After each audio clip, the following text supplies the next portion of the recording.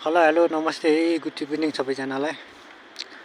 हामी चाहिँ प्युठान जिल्लाको दोस्रो धार्मिक स्थल गौमुखेको यात्रा सकेर रिटर्न ब्याक हुँदै गाइजहरू देख्न सक्नुहुन्छ। अहिले मान्छेहरूको चहल पहल मन्दिरतिर जाने क्रम जारी छैन। भर्खर हामी चाहिँ छिट्टै गएर फर्केर आइसकेको छ।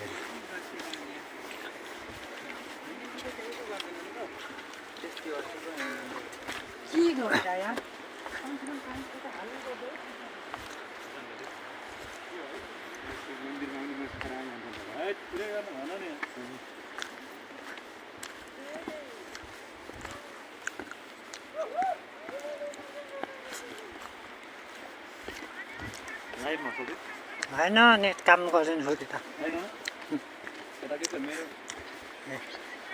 सानो सानो बच्चाहरू पनि जाँदैछ गाइजहरू। र बाटो चाहिँ खतरा हो, सबैजना सुरक्षित यात्रा गर्नुहोस्। सबैजनालाई मेरो कामना बाटो साँघुरो छ।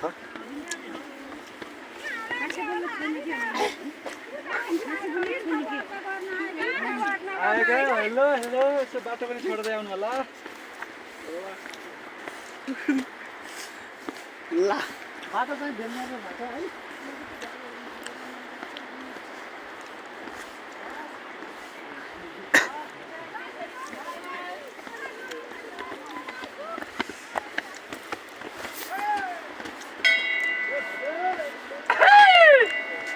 यहाँ चाहिँ अङ्कलले बाख्रा लिएर आउनुहुन्छ तल।